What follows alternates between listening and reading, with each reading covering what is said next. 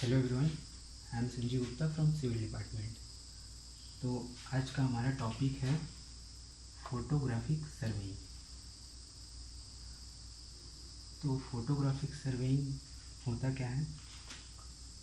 The branch which of surveying in which maps are prepared from photograph taken from ground और air stations is known as photogeometry और photographic surveying. मतलब survey का वो part जिसमें photograph taken from ground और air station, जिसको हम लोग ग्राउंड सरफेस से क्लिक करते हैं फोटोज़ को, और air stations like drone, satellites etcetera. तो इस टाइप को क्या होता है, फ़ोटो को असेंबल करके एक मैप तैयार किया जाता है। कौन कौन से फ़ोटोज़ को, जिसको हम लोग ग्राउंड से और एयर स्टेशन से लिए हुए रहते हैं। ठीक है, तो इन दोनों को कंबाइन करके एक मैप तैयार किया जाता है, जिसको और इस टाइप के सर्वे को हम लोग क्या बोलते हैं, photographic surveying. With the advancement of the photogrammetry techniques, aerial photographs are also being used for the interpretations of geologic data, classifications of soil and agriculture crops। अब इस टाइप का जो मैप तैयार होता है, इसका यूज कहाँ कहाँ पास होता है? इंटरप्रिटेशंस ऑफ जियोलॉजिक डाटा और क्लासिफिकेशंस ऑफ सॉइल। मतलब जैसे आप लोगों ने मैप देखा होगा, तो जो मैप्स होते हैं उसमें जो सॉइल के क्लासिफिकेशन वाले जो मैप होते हैं, उसमें बाई कलर दिया हुआ रहता है कि कहाँ पास ब्लैक कॉटन सॉइल है, कहाँ पास किस टाइप का सॉइल है। ठीक है, इस टाइप का मैप्स बनाने के लिए भी इसका यूज़ किया जाता है। और जो जियोलॉजिक डाटा इट मीन्स कहाँ पास कौन से मिनरल्स प्रेजेंट्स हैं, कहाँ पास वाटर है, कहाँ पास, इन सब चीज़ों को क्या करते हैं, उसमें मेंशन करते हैं उस मैप्स में। ठीक, और एग्रीकल्चरल क्रॉप्स, मतलब हमारे अर्थ सरफेस के किस एरिया में, किस एरिया में, मतलब जंगली एरिया है, कहाँ पास ज़्यादा जंगल्स हैं, कहाँ पास एग्रीकल्चरल फील्ड है, कहाँ पास वाटर है, ये सब चीज़ उसमें मेंशन होता है। तो फोटोग्राफिक सर्वेइंग का मेन क्या रहता है कि जैसे हम लोग जो नॉर्मल सर्वे करते हैं वो एक पर्टिकुलर एरिया के लिए होता है। हमारा जो सर्वे होता है वो एक पर्टिकुलर एरिया के लिए होता है, और अगर हमको बोला जाए कि भी अर्थ के इस पार्ट्स का सर्वे करना है जिसका लेंथ विड्थ बहुत ज़्यादा होगा, तो वहाँ पास हम न चैन सर्वे यूज कर सकते हैं, न थियोडोलाइट सर्वे यूज कर सकते हैं। ठीक है, और उतने बड़े मैप को बनाने के लिए अगर हम इन सब चीज़ों को यूज़ करेंगे तो हमारे पास टाइम कंजप्शन बहुत ज़्यादा हो जाएगा, तो और सर्वे हो भी नहीं पाएगा।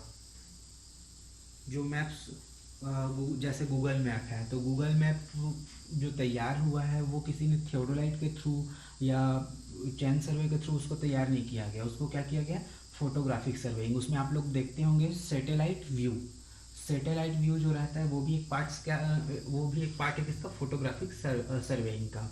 उसमें क्या होता है, जो ये दिया हुआ है एयर स्टेशंस इट मीन्स जैसे लाइक ड्रोन से खींचा हुआ फोटोज़, या फिर आपका सैटेलाइट के थ्रू खींचा हुआ फोटोज़ जो उसमें मेंशन रहता है आपके गूगल मैप्स में। ठीक है, और गूगल मैप्स में जब आप लोगों ने देखा होगा तो उसमें जब सैटेलाइट व्यू किया होगा, ठीक है, सेटिंग में जाके उसमें आपको दिखा होगा कि कौन से एरिया जंगली एरिया है, कहाँ पास पेड़ पौधे ज़्यादा है, कहाँ पास घर है, कहाँ पास आपका रोड गया हुआ है, कहाँ पास नदी है, हर चीज़ उसमें शो हो जाता है, उसमें दिख जाता है हमको। ठीक, तो किसके थ्रू तैयार किया गया हुआ रहता है, फोटोग्राफिक सर्वेइंग के थ्रू। अब उसके बाद एक टॉपिक आता है photo theodolite. The phototheodolite is a combination of a camera and theodolite and is used for taking photographs and measuring the angles with the vertical plane of climations make with the base line. तो जो photo theodolite क्या होता है, camera और theodolite का combinations होता है। अब कैमरा और थियोडोलाइट का कॉम्बिनेशंस, अब इसका यूज़ कैसे करते हैं, तो जो कैमरा और थियोडोलाइट का कॉम्बिनेशन रहता है, इसमें क्या होता है, कैमरा से फोटो आता है और थियोडोलाइट के थ्रू क्या होता है, जो एंगल होता है वो मेज़र करते हैं, ठीक, ताकि हमारा जो फोटो है उसका जो बेस लाइन है वो एकदम सीधा आए, ठीक, वो टेढ़ा ना हो जाए। इससे क्या होगा, अगर आप जो फोटो लेते हैं, ठीक है, बिना थियोडोलाइट यूज़ किए, आप जो फोटो लेंगे उसका एंगल मेजरमेंट सही नहीं रहेगा। अब एंगल मेजरमेंट सही नहीं रहेगा, इट मीन्स आपका जो मैप है, मैप क्रिएशन में, जब आप बहुत सारे फोटोज़ को जोड़ के एक मैप बनाने का कोशिश करेंगे, उस टाइम आपको बहुत डिफ़िकल्टीज फेस करनी पड़ेंगी, ठीक है। तो इसके लिए क्या है, जो photo theodolite, it means combinations of a camera and theodolite, ठीक। तो ये चीज़ समझ में आ गया, फोटो थियोडोलाइट क्या है और ये फोटोग्राफिक सर्वेइंग।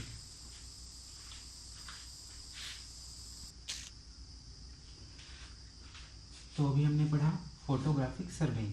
अब इसके आगे हम लोग पढ़ेंगे classifications of photograph. Classification of photograph.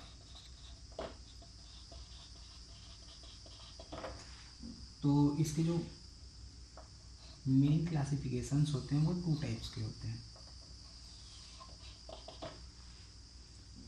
एक होता है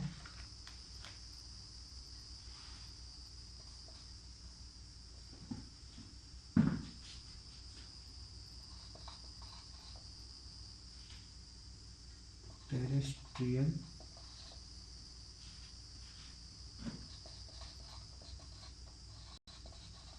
फोटोग्राफ और जो दूसरा है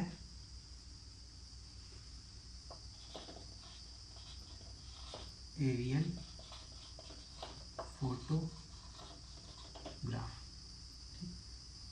अब इसके भी 4 पार्ट होते हैं। पहला होता है वर्टिकल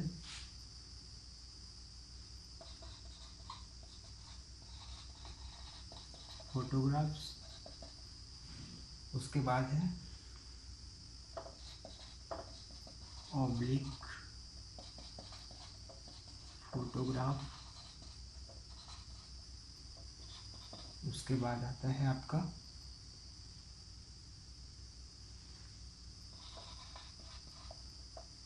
कन्वर्जेंट फोटोग्राफ,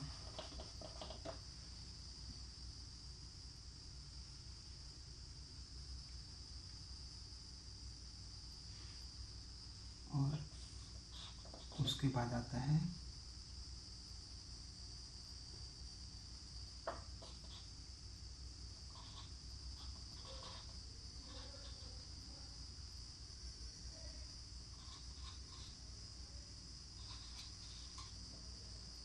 ट्राइमेट्रेज फोटोग्राफ्स।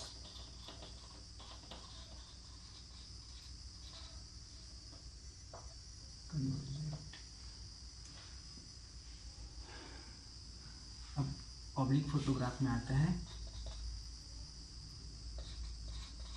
लो ऑब्लिक फोटोग्राफ, और आता है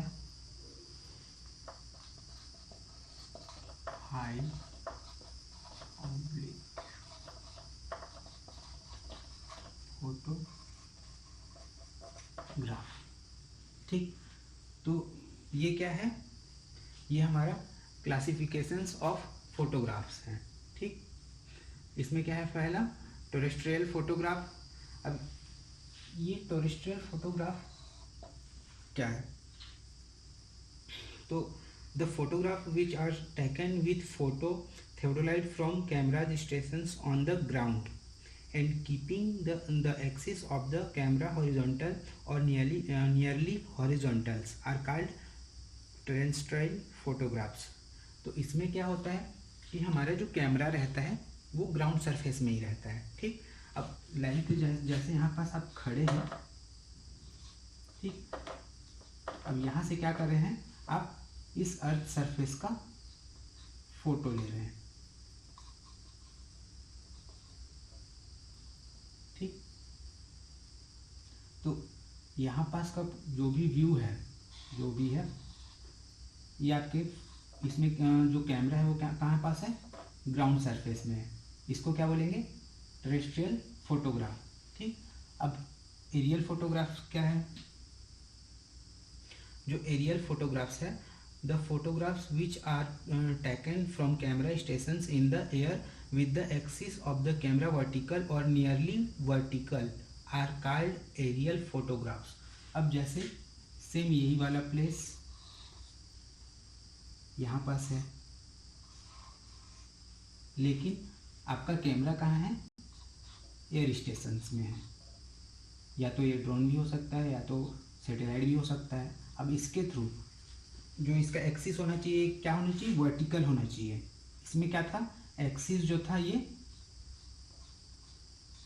हॉरिजॉन्टल था, इसमें क्या होना चाहिए, वर्टिकल और नियरली वर्टिकल। ठीक, यहां से क्या हो रहा है इसका, ये क्या है आपका ग्राउंड। ठीक, तो इसमें क्या है, वर्टिकल और इसका जो एक्सिस है वो नियरली वर्टिकल होना चाहिए। तो इसको हम लोग क्या बोलेंगे, एरियल फोटोग्राफ्स। ठीक, ये कौन सा है, फर्स्ट वाला, और ये कौन सा है, एरियल फोटोग्राफ। ठीक, ये चीज समझ में आया। अब एरियल टेरेस्ट्रियल फोटोग्राफ में और आगे देखते हैं। These photographs which represent more familiar elevations view are generally used for the survey of structures and architectural or archaeological movements। ठीक, तो ये जो टेरेस्ट्रियल फोटोग्राफ है ये कहाँ पास यूज होता है, which represent more familiar elevations view। elevations view में ज़्यादा familiar होता है कौन सा,